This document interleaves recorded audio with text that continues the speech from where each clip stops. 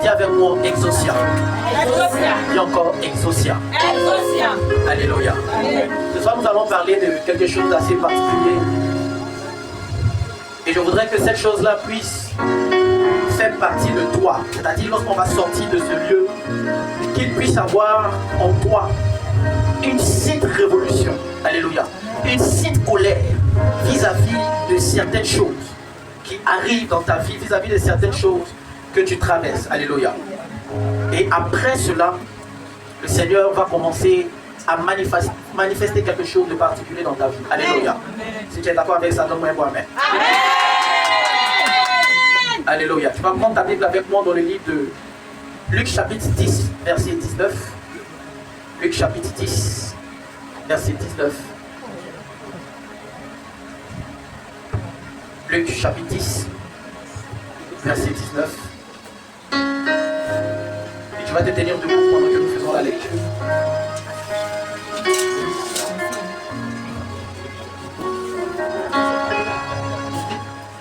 Luc chapitre 10, verset 19. Après cela, on va attaquer 2 Corinthiens chapitre 5, verset 20. On y va. Voici, je vous ai donné le pouvoir de marcher sur les serpents et les scorpions. Sur les serpents et les scorpions. Et sur toute la puissance de l'ennemi. Et sur toute la puissance de l'ennemi. Et rien ne pourra vous nuire. Et rien ne pourra vous nuire. Est-ce que tu peux reprendre encore cette partie?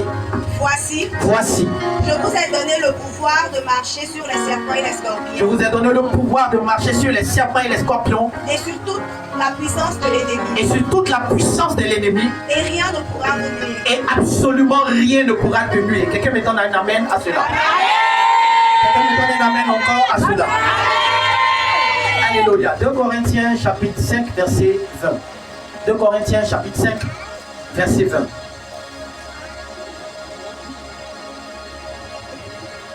Nous faisons donc les fonctions d'ambassadeurs pour Christ. Nous faisons donc les fonctions d'ambassadeurs pour Christ. Je veux que tu te tournes vers quelqu'un et que tu lui dises bonsoir monsieur ou madame l'ambassadeur.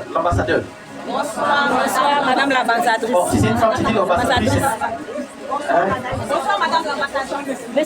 Alléluia. Regarde quelqu'un d'autre. Dis-lui comment tu vas, monsieur l'ambassadeur. Bonsoir, madame l'ambassadrice. Comment tu vas? Alléluia. Continue la lecture. Comme si Dieu exhortait par nous. Comme si Dieu exhortait par nous. Comme si Dieu exhortait à travers nous. Comme si Dieu se mouvait à travers nous. Termine. Nous vous en supplions au nom de Christ. Nous vous en supplions au nom de Christ. Soyez réconciliés avec Dieu. Soyez réconciliés avec Dieu. Alléluia. Acclame la parole de Dieu pendant qu'il s'assoit. Alléluia. Que quelqu'un dise avec moi, prière Exosia. Prière Exosia. Et encore prière Exosia. Prière Exosia. Alléluia. Ce soir, le thème que je vais aborder avec toi, c'est la prière Exosia. Alléluia. Déjà, je suppose que tu connais le mot prière, mais en ce qui concerne le mot Exosia, ça c'est une autre paire de manches. Alléluia. Mais c'est la raison pour laquelle je suis là, pour que tu puisses comprendre ce qu'on appelle Exosia. Dis avec moi Exosia. Exosia. Dis encore Exosia. Exosia. Alléluia. Amen. Le mot Exosia est un mot grec. Alléluia. Pour ceux qui lisent la Bible, mais pour ceux qui recherchent souvent dans la parole de Dieu, tu vas te rendre compte qu'il y a certains mots qu'on utilise de façon régulière qui ont une signification particulière lorsque tu vas chercher la source du mot. Alléluia. Et quand on parle du mot Exosia, le mot Exosia représente ou bien le mot Exosia est défini par celui à qui on a confié quelque chose. Un pouvoir qui était confié à quelqu'un. Alléluia. Lorsqu'on parle d'Exosia, on parle de quelqu'un à qui ils ont donné un pouvoir particulier et qu'il exerce dans sa vie, qu'il exerce dans son environnement, qu'il exerce à travers tout ce qu'il fait. Alléluia. C'est la raison pour laquelle la Bible nous parle de celui qui est un ambassadeur. Et la Bible dit que nous sommes ambassadeurs de Christ. Alléluia. Qui est l'ambassadeur de Christ? Qui est un ambassadeur? Déjà, quand on parle de la fonction d'ambassadeur, ce que tu dois comprendre, c'est que l'ambassadeur est celui qui représente une nation dans une autre nation. Alléluia. L'ambassadeur du Cameroun en Côte d'Ivoire représente le Cameroun en Côte d'Ivoire. Donc quand tu arrives au Cameroun, lorsque tu arrives à l'ambassade du Cameroun, tu te rends compte que là-bas, on mange comme chez les Camerounais, On s'habille comme chez les Camerounais. On parle la langue qu'on parle chez les Camerounais. On vit comme chez les Camerounais. Alléluia. Bien que l'ambassade se retrouve en Côte d'Ivoire. Alléluia. Quand tu te retrouves en Chine, à l'ambassade de Chine, arrivé là-bas, tu vas voir le drapeau chinois. Tu vas rentrer dans l'ambassade, tu vas te rendre compte que là-bas, on parle chinois. On mange la nourriture bizarre. On fait tout comme les Chinois. Pourquoi? Parce qu'ils sont une partie du pays qui a été déplacée et emmenée dans un autre pays. Alléluia. Et l'ambassadeur qui se retrouve dans cet endroit-là est le représentant du président du pays auquel il appartient. Ce qui veut dire que lorsque le président décide de parler, ou du moins lorsque l'ambassadeur décide de parler au président de la nation dans laquelle il ne parle pas de son propre chef, mais il parle comme étant le président lui-même. Alléluia. C'est la raison pour laquelle tu vas te rendre compte que les ambassadeurs ou tous ceux qui sont dans la diplomatie ont ce qu'on appelle un passeport diplomatique. Alléluia. Qui a envie d'être ambassadeur ici? Amen. Est-ce que tu as fait l'école de ça? Pas l'école de ça, c'est toi qui es ambassadeur. Hein? Tu es déjà ambassadrice. D'accord, il n'y a pas de souci. Tout à l'heure, on va voir ça. Alléluia. Lorsque quelqu'un se retrouve dans la position d'ambassadeur et qu'il parle à une autorité qui est dans un pays, il ne parle pas de son propre chef. Tout ce qu'il dit est mesuré en fonction du pays qu'il représente. Alléluia. Parce qu'il y a ce qu'on appelle des erreurs diplomatiques. Une erreur diplomatique peut engager la guerre entre deux pays. Un ambassadeur, quand il arrive dans un pays et qu'il est reconnu dans son pays comme étant ambassadeur délégué dans cette nation, on lui donne d'abord son passeport diplomatique. Et avec son passeport diplomatique, on ne peut pas le vérifier. C'est-à-dire quand il vient avec les valises, avec tout ce qu'il a, on ne fouille pas dans ses affaires. Alléluia. Lorsqu'il va envoyer des choses de son pays jusqu'ici, il ne paye pas d'impôts. Il ne paye pas de taxes. C'est-à-dire tout ce qui se passe dans ce pays-là, ça ne le concerne pas. Le jour où il y a la guerre dans le pays où il se trouve, je ne vais pas prendre l'exemple de la Côte d'Ivoire, mais le jour où il y a la guerre dans le pays où il se trouve, même si on commence à tirer et que les balles là vont vers l'ambassade, les balles vont changer de trajectoire seules. Parce qu'on ne veut pas avoir affaire à un autre pays. Alléluia. Celui qui touche à l'ambassade ou à un ambassadeur a déclaré la guerre au pays à qui appartient l'ambassade. Alléluia. Et Paul dit ceci. Paul dit que nous avons la profession d'ambassadeur pour Christ. Alléluia. Et la profession d'ambassadeur pour Christ, c'est ce qu'on appelle en hébreu, en grec, exousia. Exousia, c'est un pouvoir qui a été délégué à une personne pour représenter cette personne-là, là où l'autre se trouve. Parce que je ne suis pas là. Par exemple, quand la Bible dit ceci, je vous envoie. Quiconque me reçoit, quiconque reçoit un petit enfant en mon nom, ce n'est pas l'enfant qui reçoit, mais c'est moi-même Christ qui le reçoit. Pourquoi est-ce que c'est Christ qui le reçoit? On voit bien que c'est la tête d'Amos. Maintenant, Amos vient et puis il dit, moi je suis Jésus. Donc reçois-moi comme tu dois recevoir Jésus. Alléluia. Pour quelqu'un qui ne comprend pas, cette personne va mettre son pied dans sa gorge. Parce que je vois Amos et puis tu me dis que je suis Jésus. Mais à la vérité, il ne vient pas en son propre nom, mais il vient au nom de celui qui l'a envoyé.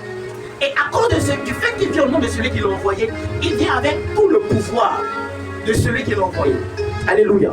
C'est la raison pour laquelle je voudrais dire à quelqu'un, aie conscience de qui tu es, aie conscience du potentiel du pouvoir que tu as. Aussi longtemps que tu n'auras pas conscience de cela, tu ne pourras pas véritablement exercer l'autorité que Dieu t'a donnée. Dis avec moi, exousia. Dis encore exousia. Alléluia. La Bible parle de beaucoup de choses en ce qui concerne exousia. Par exemple, lorsque Dieu a créé Adam et Ève, la Bible déclare que Dieu crée Adam et Ève et les met dans un jardin. Dieu a créé le monde en combien de jours? 6 jours. Hein? Les gens sont hésitants. 6 jours. Combien de jours? 6 jours. 6 jours. Et puis, après ça, il a fait quoi? La question est de savoir, est-ce que Dieu se repose? Est-ce que Dieu se repose? Dieu est esprit. Donc Dieu n'a pas besoin de se reposer. Mais pourquoi la Bible dit que Dieu s'est reposé? Hein? Comme ça? Est-ce que Dieu a fait un peu de sieste? Alléluia. Selon vous, pourquoi Dieu s'est reposé? Hein? Non, toi tu es vieux. Je veux les nouveaux. Je veux la chair fraîche. Charlotte. Interrogation surprise. Pourquoi Dieu s'est reposé selon toi? Parce qu'il était fatigué. Mais Dieu est Dieu. Donc Dieu ne se repose pas. Quelqu'un d'autre? Eden, tu réponds. Il voulait nous donner l'exemple. Donc si lui s'est reposé, nous aussi on doit se reposer. D'accord. Moi je pense que le 7e jour c'est un pour fabriquer l'homme. Non, c'est le 6e jour qu'il a fabriqué l'homme. Oui, mais c'est bon, pour moi, il s'est reposé parce que l'homme devait faire la suite. C'est l'homme qui doit faire le reste. L'homme devait continuer ce que Dieu a commencé. Est-ce que quelqu'un peut acclamer le Seigneur pour ça? Alléluia. Bon, on ne va pas trop acclamer, mais c'est son mari est passé. Ça, là, c'est la théologie. Il ne faut pas que les devait c'est les gens de derrière là-bas. Alléluia. Donc, la Bible déclare que le 7e jour, Dieu s'est reposé. Mais la vérité, Dieu ne s'est pas reposé parce qu'il était fatigué. Parce que le 6e jour, Dieu a dit, créons l'homme à notre image et à notre ressemblance afin qu'il domine. Alléluia. Dieu est déjà celui qui domine dans tout l'univers. Et Dieu a créé la terre et il avait besoin d'un représentant qui allait dominer sur la terre à sa place. Donc Dieu décide, après avoir créé l'homme, le 7e jour, il décide de laisser la place à l'homme avec tout le pouvoir qu'il lui a donné, afin que l'homme puisse dominer à sa place. Et ce que Dieu venait de faire là, c'est ce qu'on appelle exousia. Il venait de donner le pouvoir à l'homme afin qu'il puisse dominer sur la terre comme lui, il sera en train de dominer. Alléluia. C'est la raison pour laquelle dans le livre de Psaume chapitre 82, le verset 6, pour ceux qui notent, la Bible déclare ceci, j'avais dit, vous êtes des dieux, vous êtes tous des fils du Très-Haut, mais cependant vous mourrez comme des hommes quelconques. Pourquoi Dieu dit aux hommes que vous êtes des dieux? Parce que quand Dieu a créé l'homme, il lui a légué le pouvoir de Dieu. Il lui a légué le pouvoir divin. Et la raison pour laquelle on dit cela, c'est parce qu'après que Dieu ait fini de créer l'homme, il a emmené tous les animaux pour qu'ils puissent les nommer. Celui qui a la capacité de nommer quelque chose a le pouvoir sur lui. C'est la raison pour laquelle tu frappes ton enfant quand il t'envoie, quand tu l'envoies et puis il ne va pas. Parce que c'est toi qui lui as donné son nom. Moi, il te donne ton nom, il te dit va payer telle chose, il dit tu ne vas pas. Coup des poings gauche dans ton œil droit. Alléluia. L'homme a tendance à nommer les choses pour pouvoir espérer dominer sur ça. Et Dieu a donné cette capacité à Adam parce qu'il a déposé en lui la puissance de Dieu. Il lui a délégué ce pouvoir. Mais malheureusement, l'homme a perdu ce pouvoir après avoir péché contre Dieu. Et plus tard, la Bible déclare que Jésus vient. Et après sa mort et sa résurrection, il dit ceci, tout pouvoir m'a été donné dans les cieux et sur la terre. Ce pouvoir lui a été donné par qui? C'est Jésus, c'est Dieu. Mais il dit encore que tout pouvoir lui a été donné. Parce que même Jésus connaît le pouvoir et le principe de exousia. Celui qui connaît le principe d'exousia, cette personne-là connaîtra l'importance de la hiérarchie. Alléluia. La hiérarchie, c'est quoi? Qui a déjà fait l'armée ici? Mais qui connaît un peu les choses de l'armée? Personne ne connaît un peu les choses de l'armée. Ok. Dans l'armée, il y a ce qu'on appelle les subalternes et il y a ce qu'on appelle les autorités. Il y a les officiers, il y a les sous-officiers et il y a les officiers supérieurs. Alléluia. Et cet ordre-là, c'est ce qu'on appelle la hiérarchie. Il y en a qui sont supérieurs à d'autres et il y en a qui sont inférieurs à d'autres. Lorsque un policier se met sur la route et qu'il a porté son bracelet, il a porté les différentes choses, tu peux reconnaître son grade en fonction de ce qui est sur lui. Et celui qui a un V, il est soumis à celui qui a 2 V. Celui qui a 2 V est soumis à celui qui a 3 V. Et ainsi de suite. Alléluia. Et même au niveau des généraux, ils peuvent tous être des généraux. Mais un général qui a 1 étoile n'est pas supérieur à un général qui a 2 étoiles. Et ainsi de suite. Donc la hiérarchie permet de savoir qui est subalterne à l'autre et qui est supérieur à l'autre. Et le pouvoir d'exousia réside dans le fait de pouvoir être soumis à quelqu'un. Alléluia. Un jour, Jésus va prier pour quelqu'un. La fille de quelqu'un qui est tombé malade. Et pendant que Jésus partait, on lui a dit non Seigneur, il faut que tu pries pour sa fille. Parce que c'est vraiment quelqu'un qui est notre pays. Il a construit même la synagogue haute. Et pendant que Jésus est en train de partir, il y a des gens, une autre délégation qui est venue avec un message de la part de ce monsieur. Et il dit à Jésus, il dit Seigneur, je ne suis pas digne que tu puisses venir chez moi à la maison. Moi qui suis un soldat, il y a des gens qui sont supérieurs à moi et il y a des gens qui sont soumis à moi. Je dis à un, va et il s'en va. Je dis à l'autre, viens et puis il vient. Donc toi, de là où tu es là, tu peux simplement dire une parole. Et puis cette parole-là va aller guérir ma fille qui est malade. Et Jésus dit ceci, est-ce qu'on peut trouver encore une telle foi? Comment cet homme-là peut avoir une aussi grande foi? Parce que ce que cet homme venait de démontrer, c'était le pouvoir d'exaucer. Il savait que de la même manière dont lui, en tant qu'autorité, parce qu'il était centenier, il avait le pouvoir sur 100 personnes. Et il savait que Jésus, de la position qu'il avait, il avait le pouvoir sur des anges, qu'il pouvait simplement envoyer. Et puis les anges vont partir pour guérir la personne. Et Jésus lui-même, quand il fait certaines choses, il guérit les malades, il ressuscite les morts. Jésus a cette tendance de dire ceci. Il dit, je ne le fais pas de moi-même. Mais tout ce que je fais, c'est par mon Père que je le fais. Donc Jésus reconnaît qu'il y a une autorité au-dessus de lui. Celui qui ne reconnaît pas une autorité au-dessus de lui, cette personne n'en a pas encore compris social. Et plusieurs personnes ne peuvent pas avoir d'autorité. Plusieurs personnes ne sont pas puissantes d'autorité parce qu'ils n'ont personne à qui ils sont soumis. Alléluia. Amen. Beaucoup de personnes n'évoluent pas et n'avancent pas parce qu'ils ne sont soumis à personne. Parce qu'il n'y a personne qui peut parler sur toi. Parce qu'il n'y a personne qui peut te dire fais ceci, fais cela. Et du coup, tu n'arrives pas à rentrer dans une dimension d'autorité. Parce que Exousia repose au principe de l'autorité. Dis avec moi l'autorité. Dis encore l'autorité. Alléluia. Donc voici ce qu'on appelle Exousia. C'est le pouvoir qui est délégué par un subalterne. Pardon, par un supérieur à un subalterne. Lorsque un officier envoie un sous-officier sur le terrain, ce que le sous-officier va faire, c'est au nom de l'officier. Et même si lui, ça le dépasse, quand il arrive, il dit je viens de la part du colonel et tel. Et automatiquement, on les laisse passer. Pourquoi? Simplement parce qu'il vient avec le nom d'une personne qui l'a envoyé. Alléluia. C'est pour cela que lorsque David s'est battu avec Goliath, il ne pouvait que vaincre Goliath. Il dit, toi tu viens contre moi avec la lance et le javelot. Mais moi je viens contre toi au nom de l'Éternel des armées. Yes. Aussi longtemps que tu ne viendras pas devant quelqu'un avec le nom d'une autorité supérieure, yes, tu ne pourras pas vaincre. Ah. C'est la raison pour laquelle Jésus nous apprend Exousia.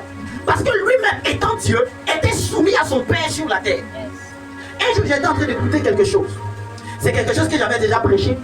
Mais le Saint-Esprit a attiré mon attention sur une petite portion de ce que j'avais déjà prêché ici, que je n'avais pas vu. Le Saint-Esprit a attiré mon attention sur le fait que Jésus soit venu se soumettre à Jean-Baptiste pour que Jean-Baptiste le baptise. Alléluia. Jusque-là, on se disait que, bon, Jean-Baptiste, c'est Jean-Baptiste. Et puis Jésus voulait se faire baptiser, donc il est venu.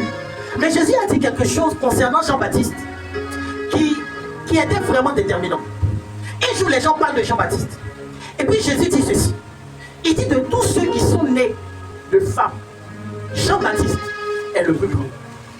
De tous ceux qui sont nés de femmes, Jean-Baptiste est le plus grand. Ah, donc ça veut dire que Jésus est en train de dire que Jean-Baptiste était plus grand que Moïse, puisque Élie, puisque Abraham, Isaac et Jacob, mais pire, il était en train de dire que Jean-Baptiste était plus grand que lui. Parce que Jésus est né de femme, il est né de Marie. Donc si Jean-Baptiste est plus grand que eux tous, il fallait qu'il puisse se soumettre à Jean-Baptiste afin que lui, son ministère puisse exploser. Alléluia. Donc même si Jésus lui-même a respecté la hiérarchie spirituelle, qui es-tu toi mortel pour ne pas respecter cela? Alléluia. Exousia te donne d'avoir la conscience qu'il y a quelqu'un derrière toi qui t'a envoyé. Et à cause de cette personne qui est derrière toi, qui t'a envoyé, toi aussi tu deviens plus fort. J'aime une image que j'ai vue sur les réseaux sociaux où on monte un petit lionceau. Il est arrêté, il regarde la caméra. Quand tu le regardes, tu sens que le petit est confiant, il est fier. Mais en fait, derrière lui, on monte sa maman, qui est forte, qui est grande. Elle est derrière. Donc l'enfant est confiant, parce qu'il sait qu'il y a Moïse derrière lui. Il sait que la personne qui est derrière lui, cette personne a la capacité d'affronter n'importe quelle situation. Yes. Donc quand il se déplace et qu'il commence à faire même si c'est qu'il fait c'est miaou que toi tu entends, dans sa tête c'est pas miaou. Et toi-même consciemment tu sais que son derrière son là, il y a sa maman qui peut te manger.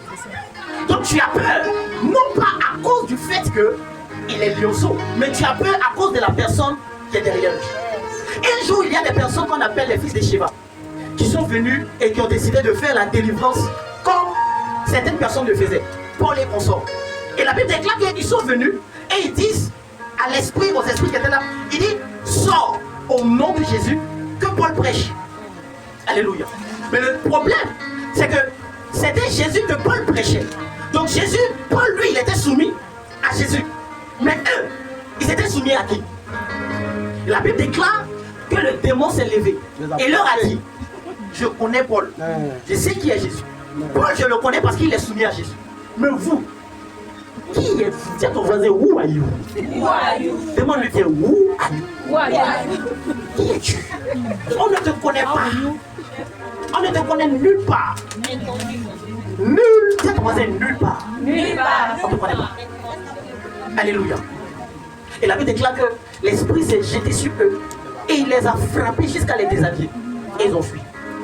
Parce qu'ils n'étaient pas sous exousia. Dis à ton voisin exousia.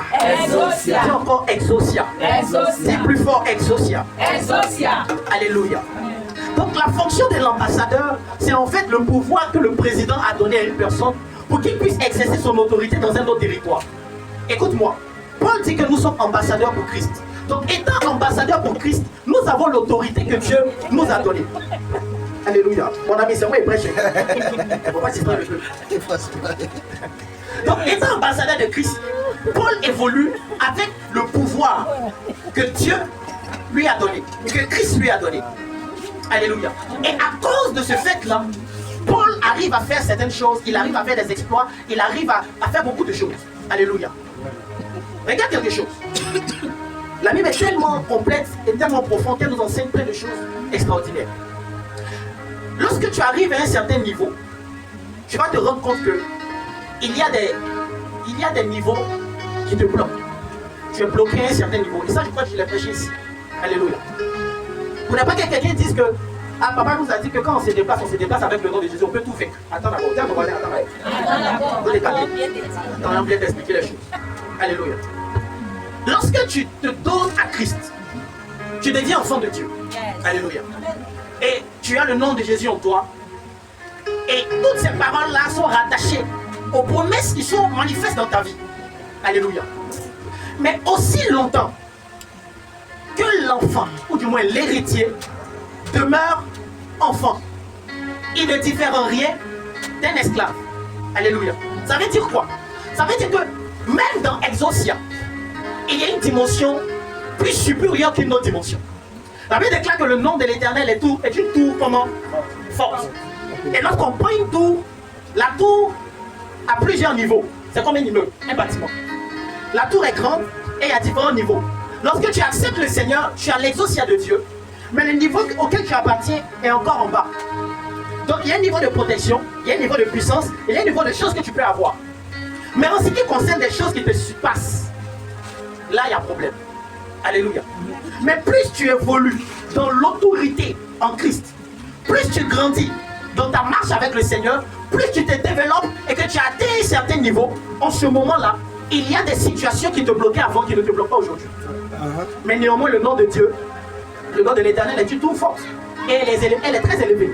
Mais c'est toi qui n'es pas encore au niveau de la tour qui est plus élevée que la situation qui est en face de toi. Mais par contre, il y a certaines choses que tu peux faire. Un jour, mon grand frère expliquait ceci. Il dit, il avait fraîchement accepté le Seigneur et tout ça. Mais il y avait encore certaines vices. Parce que quand tu as accepté le Seigneur, tu peux avoir accepté le Seigneur et puis toujours être charnel. Alléluia. Mais quand tu as conscience que tu as exaucé en toi, il y a certaines choses que tu peux manifester. Prochainement, on fait comme Sundrana. Prochainement, on fait comme Sundrana. Donc, voici ce qui se passe. Il dit qu'il est dans un bus. Et pendant qu'il est dans le bus, il y a quelqu'un qui tombe. Les gens sont paniqués. Ils sont en train de piquer crise d'épilepsie. Donc tout le monde est paniqué. Et les gens commencent à s'éloigner. Parce qu'on dit non, quand la salive d'épilepsie te touche, aussi, tu vas voir, l'Afrique et ses mystères. Donc pendant que les gens étaient paniqués, ils étaient en train de bouger, c'est un autre truc. Il s'est déplacé et il est venu vers la personne qui était en train de s'abuser. Et il a posé la main à la personne. Les gens ont dit, hey, faut quitter là, faut pas toucher. Il a posé la main à la personne et il a commandé, esprit d'épilepsie, sors au nom de Jésus. Et la personne qui était en train de convulser, cette personne automatiquement est revenue à elle. Et puis elle s'est levée. Donc les gens étaient étonnés. Waouh, ça c'est un grand serviteur de Dieu. Regarde comment il est puissant. Donc, quand le bus arrive à son terminus, lui il descend. Et pendant qu'il descend, il se met quelque part à une boutique. Donne-moi une Marlboro Light, s'il te plaît. Mets ça dans sa bouche. Wow! Il met go dans la clope. Donc, certaines personnes qui étaient dans le bus Choqué. le voient. Et puis, ils sont. Ah, Waouh, c'est mais c'est pas toi qui a prié pour le gars là tout à l'heure là. Comment ça s'est fait? Il dit oui, c'est moi. C'est moi qui a prié pour lui. Il dit mais tu fumes. Il dit oui, il fume. Et après? Il a fini de fumer. Il faut prier pour moi, moi, les gens étaient choqués de savoir que quelqu'un qui est en train de fumer, c'est lui qui est venu chasser le démon. Alléluia. À la vérité, il a exaucé en lui. Mais son niveau spirituel n'était pas encore monté pour qu'il abandonne la chair et ses vices à un certain niveau. C'est pourquoi vous allez voir certaines personnes, c'est pas un statut visé à les chantes. Je peux vous dire maintenant pas ou de quoi ces gens ne pas. Vous allez voir quelqu'un. C'est-à-dire la personne est sortie samedi avec habit de l'échange, quand ils sont tous ça là. La fille fait ses mouvements, il vient, il attrape le truc. Oh Seigneur, et puis les gens tombent sur l'onction, ça les gens pleurent. Pendant que la personne est quittée à l'hôtel.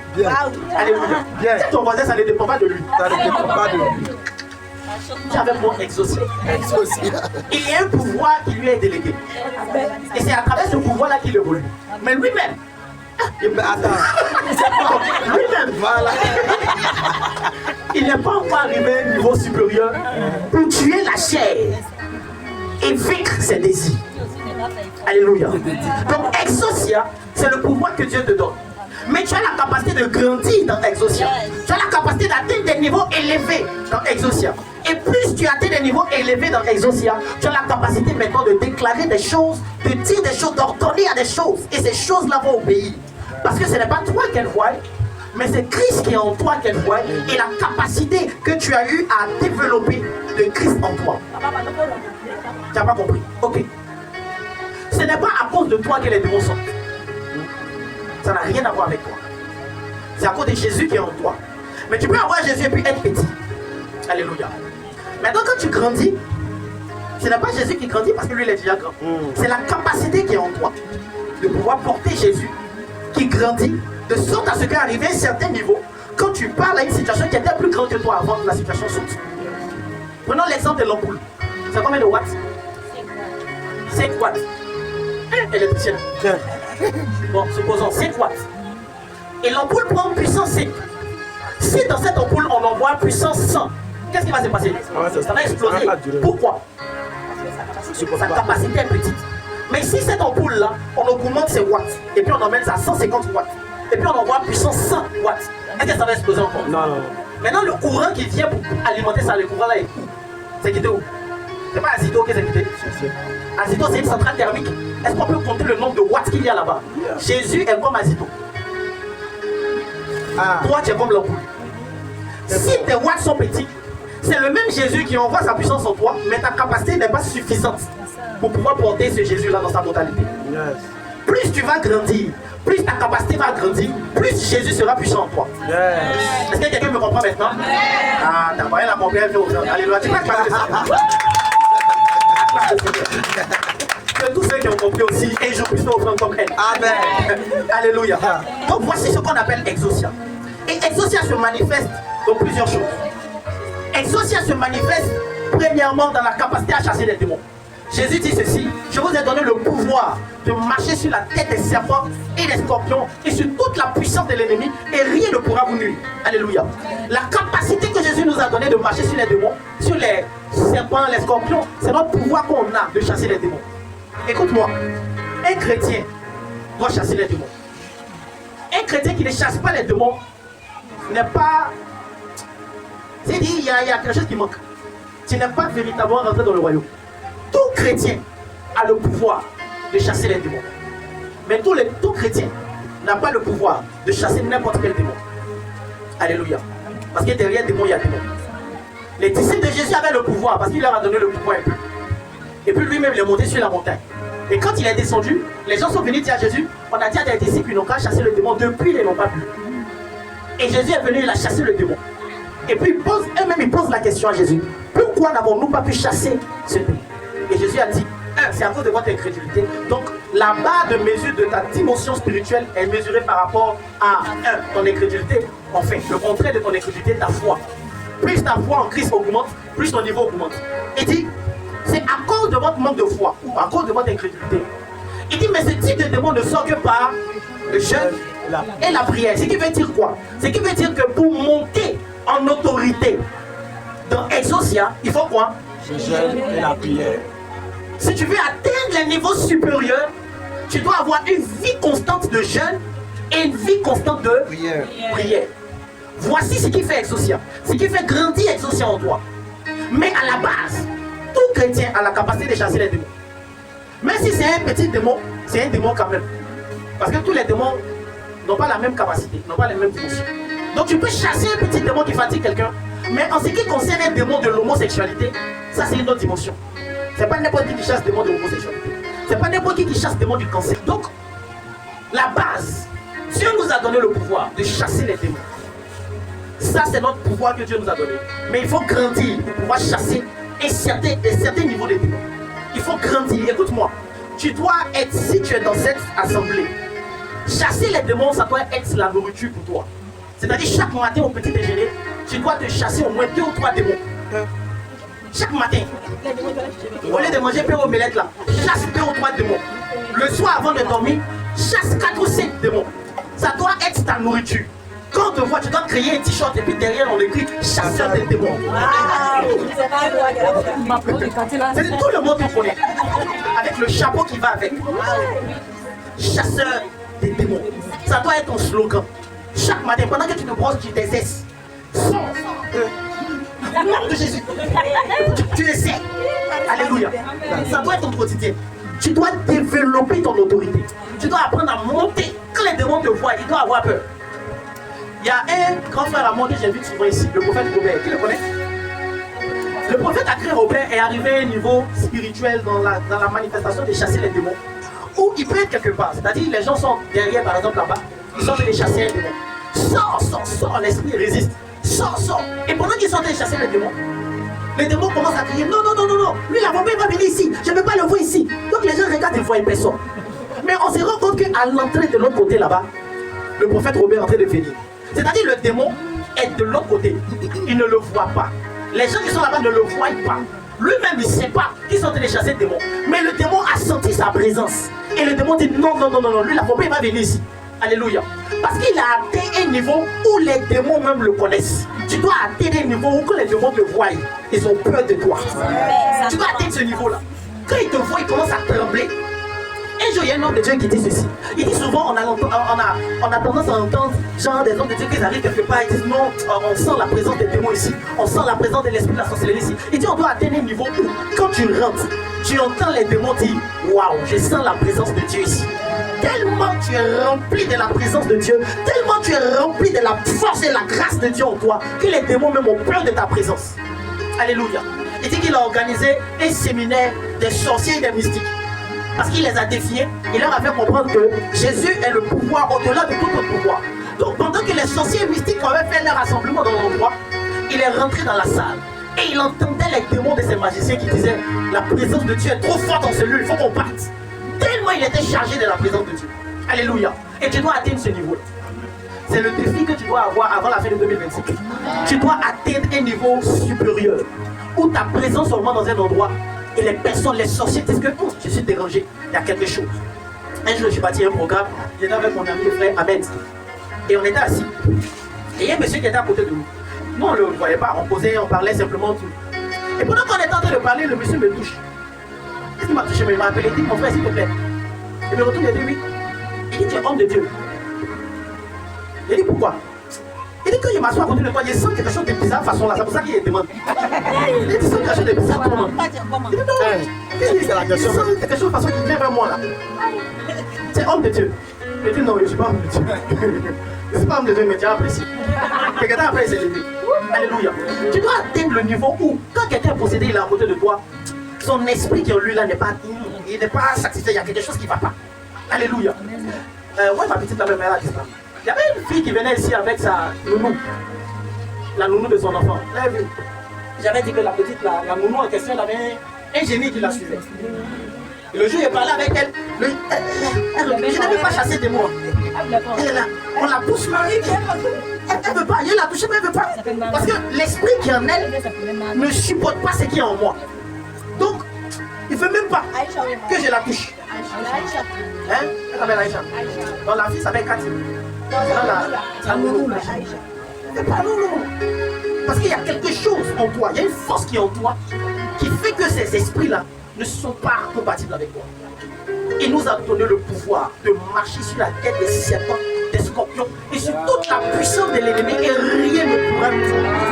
Si avec moi j'ai le pouvoir de Jésus en moi. Si encore j'ai exaucé en moi. Je peux marcher sur les têtes des témoins et des scorpions. Et rien ne pourra me nuire. Est-ce que tu peux acclamer puissamment de toi? Alléluia. Exaucia est aussi à un autre niveau. Lorsqu'on parle d'exaucia, ce n'est pas que vous chassez les démons. Alléluia. Exaucia a la capacité de changer l'atmosphère. Alléluia. De façon générale, on a tendance à tout mettre sur les démons. Les démons ne font pas tout. Amen.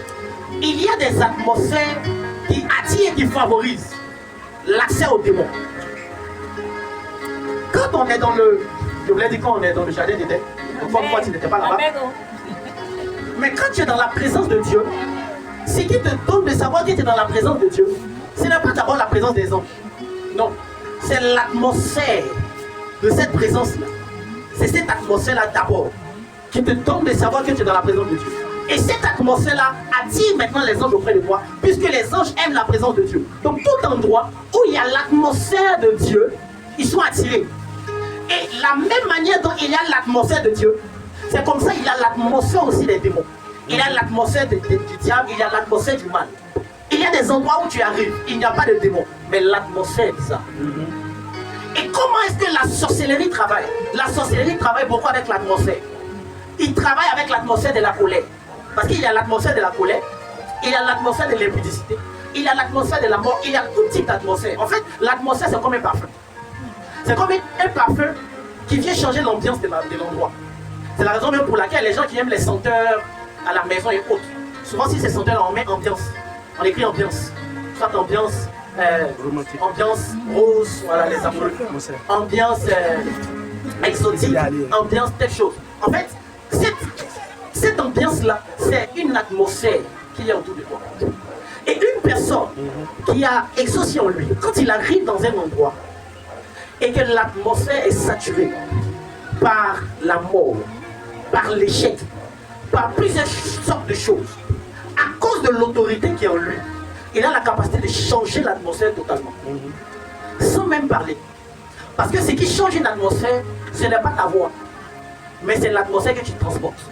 L'atmosphère que tu transportes change carrément toute l'atmosphère. Il y a des gens qui ont une atmosphère joviale. C'est-à-dire, lui, il est naturellement heureux. Partout où il est content. Même s'il arrive dans un endroit où les gens sont fâchés, dans les temps qui vont suivre, les gens vont commencer à rire. Parce qu'il transporte une ambiance, il transporte une atmosphère qui vient chasser les atmosphères. Et l'atmosphère de Dieu transporte l'exousia de Dieu. C'est cette atmosphère qui donnait à Paul de pouvoir simplement avec un mouchoir, on prend le mouchoir, on met ça sur les malades, et puis l'esprit s'en va. Est-ce que le mouchoir parle? Est-ce que le mouchoir dit au nom de Jésus? Mais comment se fait-il qu'au contact du mouchoir, les démons s'en vont? Parce que le mouchoir était dans l'atmosphère de Dieu. Aussi longtemps que le mouchoir était collé à Paul et que Paul était dans l'atmosphère de Dieu, exousia se trouve dans le mouchoir. Parce que l'autorité de Dieu n'est pas en parole. L'autorité de Dieu se trouve dans l'être de Dieu. Quelqu'un qui a l'autorité exousia de Dieu n'a pas besoin de parler. Il y a des choses pour lesquelles il n'a pas besoin de parler. Sa présence seule suffit. Et je ne comprenais pas pourquoi souvent tu arrives auprès de mon père spirituel et puis tu lui expliques un problème. Et puis il se répète et te dit, vas-y, fais. Il dit, ah, mais il faut prier, il faut me faire coucher, il faut marcher sur moi, je ne sais pas, faire quelque chose. Mais va, c'est fait. Comment c'est fait? Mais tu t'en vas et puis c'est fait. Il n'a pas dit au nom de Jésus, il n'a pas dit, je ne sais pas, il n'a pas parlé en langue. Non, mais va, c'est fait. Parce qu'il y a une atmosphère autour de lui qui a l'autorité de Dieu. Il y a une documentaire, c'est pas un documentaire. Les gens qui sont un peu sur les réseaux sociaux, TikTok, Instagram et autres. Il y a un truc qu'on montre souvent là, c'est un chien. Un bruit de chien, comme ça, une meute de chiens qui vivent ensemble. Et parmi ces chiens-là, il y a un chien. Quand il vient, tout le monde, vous avez vu ça? Quand le chien là vient, tout le monde est au respect. Le jour où je suis tombé sur la vidéo, c'est 2 chiens qui étaient en train de se battre. Un berger à moi avec un autre chien. Tu vois les chiens là, même colosse, ils sont se battre. Donc les autres chiens sont à côté, ils sont là, oui, et puis l'autre chien, lui, il n'a pas aboyé. Il n'a rien fait. Il est passé. Et puis il les a regardés. Et puis il est venu vers lui. Ils se sont séparés. Il y a un même qui s'est couché. Vrai, c'est pas un truc. Oui, c'est vrai. C'est pas mon cas. C'est pas mon âge. Vrai. L'autre même s'est couché comme ça. Il y a un chien noir qui était à côté. Le chien, mais tu le regardes, il fait 2 fois la taille du chien. 2 fois sa taille. Mais il est comme ça. Respect. Il n'a pas besoin de parler. Parce que quand tu vois, tu connais. C'est ce qu'on appelle une atmosphère de respect. Exosia. Et même les chiens connaissent ça. Même les chiens. Il arrive et puis tout fait silence autour de lui. Et puis met sa patte sur elle. Il dit, tu restes à jamais mon petit. Tellement il sait ce qu'il y a en lui. Alléluia. L'atmosphère de palabres qui régnait Silence. s'est transformée. Car Exosia te donne de changer l'atmosphère autour de toi. Tu arrives dans un climat, surtout les femmes, écoutez ça. Tu as fini de faire parler avec ton mari. Le gars il est en boule, fatigué. Tu rentres dans la chambre, tu sais que là, la musique l'a touché. Mais avant ça, tu vas au salon, tu commences à faire un temps de louange et d'adoration. Tu commences à célébrer le Seigneur. Tu pries, tu adores. Au point où la présence de Dieu vient. Quand tu vas rentrer dans la chambre, franchement, là va partir. Hein? Mais moi, il n'y a pas au chrétien. Il n'y a pas au père. Combien de temps tu n'es pas chrétien aussi? Le fâchement va partir. Parce que tu transportes Dieu. Toi, tu es fâché devant Dieu. Ton fâchement là va arriver au démon. La Bible déclare que la colère de l'homme n'accomplit pas la justice de Dieu. Alléluia. Donc, Exosia a la capacité de changer l'atmosphère autour de toi. L'atmosphère qui règne dans un endroit peut déterminer la vie de chaque personne. Quand il y a une atmosphère d'échec dans un endroit, il faut savoir que peu importe ce que tu vas faire, il y aura l'échec. Ce n'est pas un démon, ce n'est pas un esprit mauvais, c'est juste une atmosphère. Et ça change, ça conditionne les choses autour de toi. Alléluia. Quand il y a une atmosphère de mort, tu vas voir que tout autour de toi, c'est la mort, c'est la désolation. Il n'y a pas grand chose qui peut sortir de là-bas. Parce que l'atmosphère est polluée. Et souvent on vient, on prie, on chasse l'esprit de mort, mais ce n'est pas l'esprit de mort, c'est une atmosphère. Et ta présence peut changer cette atmosphère-là à cause de l'autorité de Dieu qui est en toi. Dis avec moi, à partir d'aujourd'hui, je transporte l'atmosphère de Dieu. J'ai Exosia de Dieu en moi. Et toute atmosphère change à cause de ma présence. Au nom de Jésus de Nazareth. Alléluia. Alléluia. La troisième chose que Exosia a la capacité de faire, Exosia n'est pas qu'au niveau de la prière, n'est pas qu'au niveau de l'atmosphère, mais Exosia au niveau même de la posture. Dis avec moi la posture. Dis encore la posture. Écoute-moi. Dans toute prière de combat, ta posture compte. Qui a déjà vu quelqu'un qui fait par là-bas? Qui a déjà vu? C'est dit, toi tu es assis. Et puis ton ami est debout. Et puis vous devez vous faire par là-bas. Alléluia. La posture que tu adaptes, même dans la prière de combat, cette posture-là a la capacité de déterminer l'issue du combat. Regarde, souvent quand on voit certaines choses, on dit, oh, c'est les exagérés. Même dans ta manière de prier, quand tu fais que je brise, je taille. En fait, ce que tu es en train de faire, c'est avec le geste de la main. Mais spirituellement, l'autorité qui est en toi crée une épée en tes mains. Et cette épée-là coupe, elle taille, effectivement. Alléluia. Vous allez vous rendre compte que bien souvent, lorsque un ange de l'Éternel apparaît, la Bible déclare dans le livre de Josué, lorsque Josué arrivait pour attaquer Jéricho, la Bible déclare qu'il a vu l'ange de l'Éternel. Et la Bible déclare que l'ange de l'Éternel avait son épée qui était dégainée. Il avait attrapé, il était arrêté, il était tenu, une posture particulière. Sa posture a donné à Josué de savoir que lui là, c'est un guerrier. C'est la raison pour laquelle lui a posé la question d'abord. Est-ce que tu es avec nous, mec? Est-ce que tu es contre nous? Parce que celui-là, c'est un guerrier. On n'a pas décrit ses vêtements, juste sa posture et l'épée qui est dans sa main. Et il a su que lui, là, c'est un guerrier. Donc, est-ce que tu es avec nous ou bien est-ce que tu es contre nous? Imagine, tu viens voir, genre, un ange. Et puis l'ange est... On dit non, que c'est l'ange là qui a venu te sauver. Et puis l'ange est assis comme ça. Tu dis, attends, ça c'est ange ou bien c'est quoi? C'est Angèle. Oui, Angèle là. Ou bien quelqu'un qui vient. Et il vient te frapper, hein. Toi-même, quand tu le regardes, toi-même tu as pitié de lui. Alléluia. Parce que la posture que tu portes, la posture que tu as, peut définir l'autorité que tu as. C'est la raison pour laquelle la présence de Dieu n'aime pas les gens qui font pitié. Genre quelqu'un de tout comme ça. Toujours pitié. Tu manifestes une posture de pitié. Tu ne manifestes pas la posture de l'autorité. Parce que quelqu'un qui a exaucé en lui, même dans sa posture, on sent l'autorité. On sent que c'est quelqu'un qui a quelque chose en lui. On sent que c'est quelqu'un qui marche avec l'autorité de Dieu. Quand tu marches même dehors, écoute-moi, ce n'est pas parce qu'il y a certaines choses que tu n'as pas maintenant que tu vas te négliger dehors. Yes. Quand tu marches la tête haute, la poitrine tombée, le torse gonflé, main dans la poche, et puis tu marches avec assurance. Yes. Quand tu es une femme, marche avec toute la prestance de la femme que tu es. Parce que la posture que tu adoptes, cette posture-là représente quelque chose dans le monde spirituel. Alléluia. Parce que tu fais pitié, un esprit de pitié va venir s'attacher à ça pour gâter encore les choses, afin que tu fasses encore plus pitié. Mais parce que tu as une posture d'autorité, les esprits d'autorité vont s'attacher à toi, afin que toute personne qui te voit sache qu'il y a quelque chose en lui. Pour les gens qui vont chercher le travail, ceux qui ont fait des cours pour pouvoir être bien présentables à un entretien, ta posture même compte. Quand tu t'assois devant la personne qui doit avec qui tu dois parler, la manière dont tu as arrêté, la prestance que tu as, va dire si cette personne-là est efficace ou pas. Parce que ta manière d'être représente quelque chose dans le monde spirituel. Ça représente quelque chose dans le monde spirituel. Arrête de te jouer les gens, les pitiés, non. Arrête ça. Il y a des choses qu'on ne considérait pas parce qu'on se disait non, ça n'a rien à voir avec Dieu, ce n'est pas spirituel. Écoute-moi. Lorsque l'ange de l'Éternel a apparu à Jean en Apocalypse, il était tellement resplendissant, tellement extraordinaire que Jean voulait se prosterner. Il lui a dit non, ne te prosterne pas, parce que je suis un ange. Mais qu'est-ce qui l'a poussé à vouloir se prosterner? C'est à cause de la statue qu'il avait. La Bible déclare que Jésus grandissait en stature et en sagesse. Donc Jésus n'était pas efféminé. Il avait une statue d'un homme.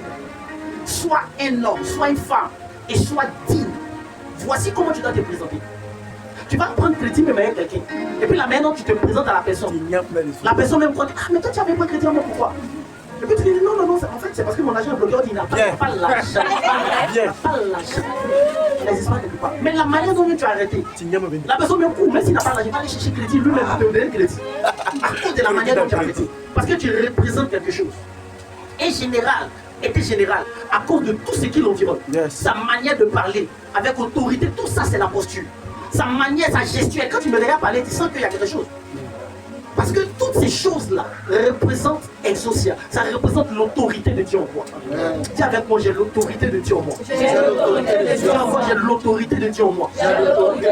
Quand je parle avec assurance. Quand je marche avec assurance. Parce que je suis une lignée royale. Alléluia. Pour terminer avec la posture, la Bible appelle Jésus le lion de la tribu de Juda. Est-ce que tu sais pourquoi on appelle Jésus le lion de la tribu de Juda? Parce que la posture du lion a toute de la prestance royale. Le lion n'est pas le plus puissant parmi tous les animaux. Alléluia. Si c'est passe Fafa avec un éléphant adulte, l'éléphant va le tuer.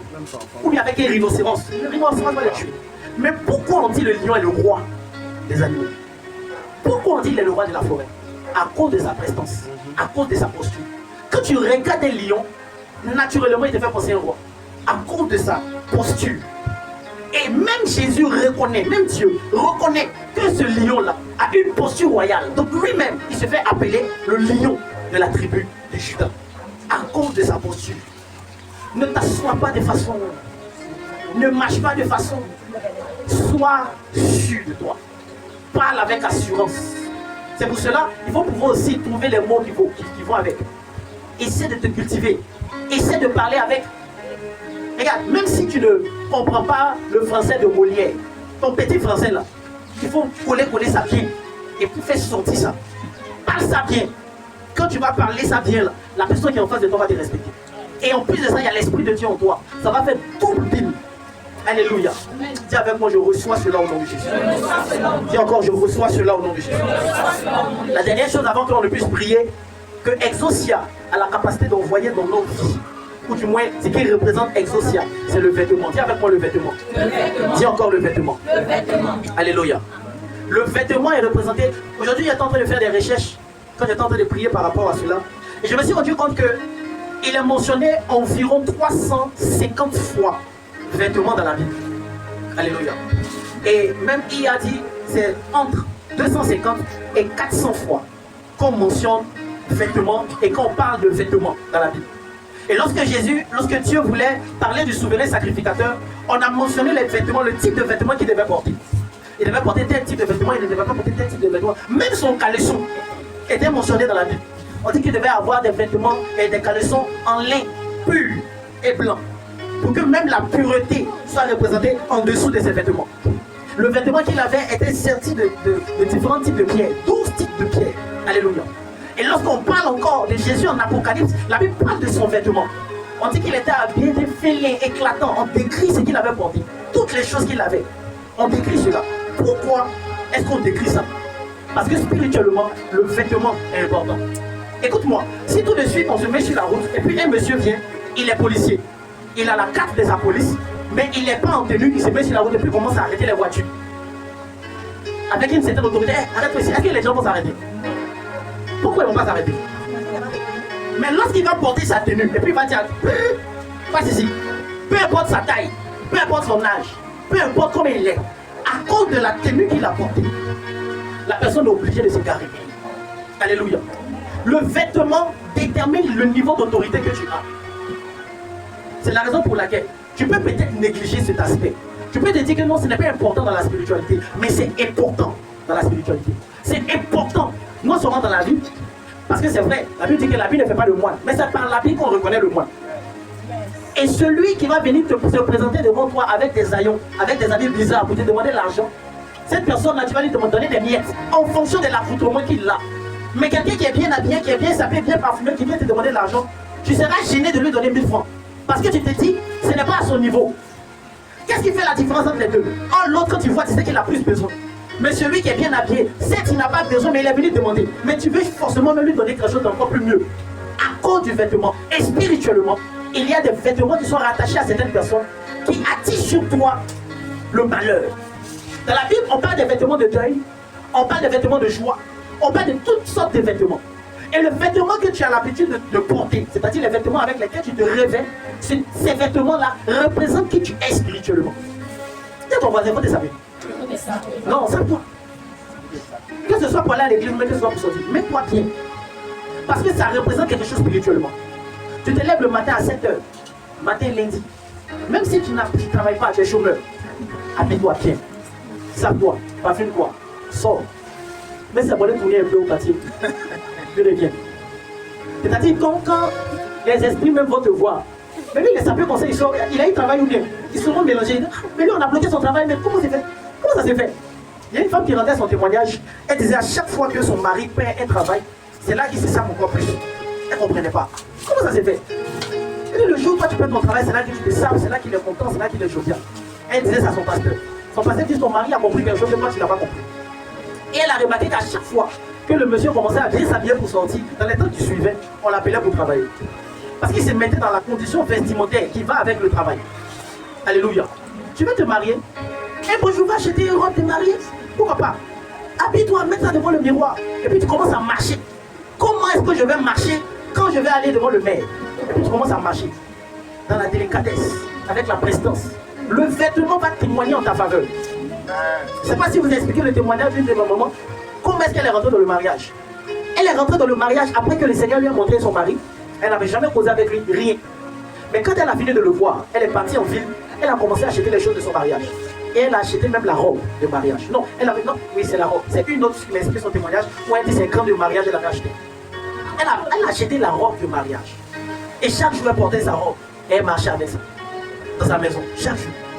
Jusqu'à ce que, un jour, elle croise le monsieur en question que le Seigneur lui avait montré à un programme des églises Foursquare. Et le monsieur l'a vu, elle aussi elle l'a vu, et les deux ont tiqué. Et le monsieur s'est senti attiré vers elle. Breakage, mariage, directement. Alléluia. Tu vas regarder ça, tu vas dire non, ok, ça c'est des conneries. Écoute-moi, dans le monde spirituel, les choses que tu négliges, c'est ce qui a le plus d'importance. Comment quelqu'un va prendre de l'eau, il va parler de ce qui va verser, et puis ça va ajuster la vie de quelqu'un. Toi, tu vois ça en amusement. Mais ce qui vient de se passer, c'est ce qu'on appelle libation. Et dans le monde spirituel, c'est une importance capitale. Donc même ce que tu vas revêtir a une importance dans le monde spirituel. L'habit que tu vas porter. Il y a certaines personnes, ce n'est pas physiquement seulement qu'on t'habille, on t'a habillé même spirituellement. Et Et spirituellement, on a prêché la dernière fois ici sur le vêtement spirituel. Quand on a parlé de ça, ma femme a eu un songe même concernant cela.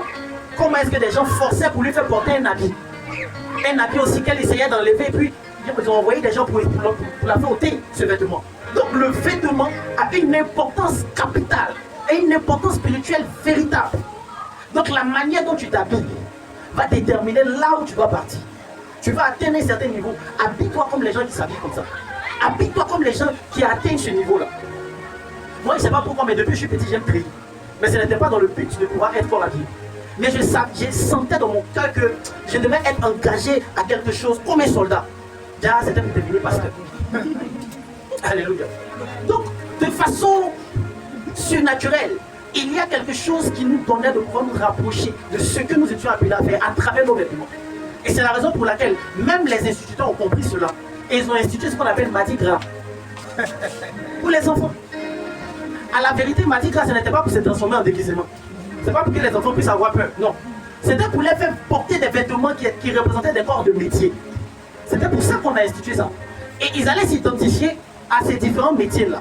À la vérité, c'était l'habillement que son papa porte pour aller au travail. C'est en fonction de ça que l'enfant s'habillait pour qu'il puisse s'identifier au travail de son papa et définir sa vie. Alléluia. C'est ça qui était en fait le Mardi Gras. C'est comme ça que c'était institué. Et quand les enfants portent ça, après quand tu leur demandes, tu veux venir quoi? Non, je vais devenir astronaute. On dit, hey, papi, tout faut rester ici, on a encore du poids. Hein? On a encore du poids. Au moins, il faut dire que non, il est devenu, je ne sais pas, mais astronaute, attends un peu. Alléluia. Mais à la vérité, c'était pour que tu puisses avoir une vision de ce que tu veux avoir plus tard. Donc si les enfants, on leur donne des vêtements, pour qu'ils aient une vision de ce qu'ils doivent faire plus tard. Et toi? Et toi, la grande personne, comment est-ce que tu t'habilles pour voir qui tu dois être plus tard? Pour voir ce que tu veux devenir? Alléluia. Moi, quand il m'habille pas pour faire plaisir à quelqu'un. Je m'habille bien. Et je fais tout pour que ce que je porte soit propre. On n'a pas toujours l'argent pour pouvoir payer des bonnes choses. Quand il dit bonnes choses, c'est aller dans les grands marchés et autres. Mais tu as... Comment on appelle les points là? Écoutez. Non, non. Écoutez. Bon, écoutez, est devenu cher maintenant. Sikoji, Adjamé. À Bobo, à la gare. Ma grand-sœur me dit souvent, elle dit quand tu me regardes, tu vas croire que je suis habillé à 200 000. Oh, mon ensemble fait 3500. Derrière la mairie à Bobo. Alléluia. Mais quand tu la regardes, souvent elle est en train d'animer des concerts. Tu la vois sur les podiums avec des amis. Ah, la star. 3500. Bracelet 300. Petite bague 200. Tranquille, vous avez 4000 le total. Mais tu la regardes, c'est la grande star. Parce qu'elle représente ce qu'elle veut devenir. Le temps va venir. Elle va s'habiller chez toi, chez Gabbana, chez Gucci.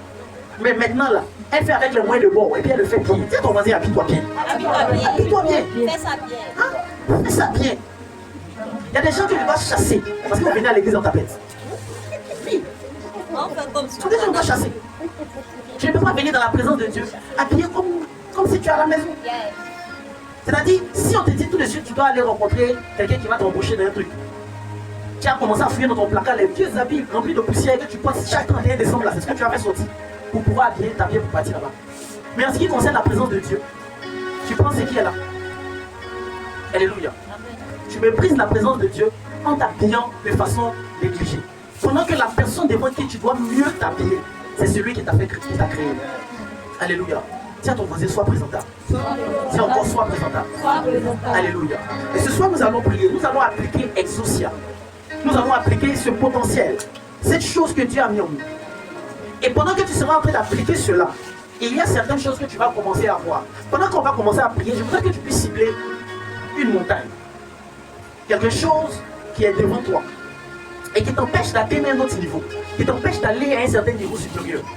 Et tu vas parler avec toute l'autorité que Dieu t'a donnée. Si tu n'as pas pu avec ton niveau, moi je vais compléter mon niveau sur ton niveau. Et puis on va enlever cela. Parce que la Bible déclare, quand ta voix va augmenter, tu pourras dire à cette montagne, déplace-toi et jette-toi dans la mer. La montagne est censée être plus grande que toi. Mais parce qu'il y a quelque chose en toi qui est plus grand que la montagne, donc la montagne va se déplacer. Alléluia. Est-ce que quelqu'un est prêt à appliquer Exousia ce soir? Est-ce que tu es prêt à appliquer Exousia ce soir? Tu vas te tenir debout avec moi.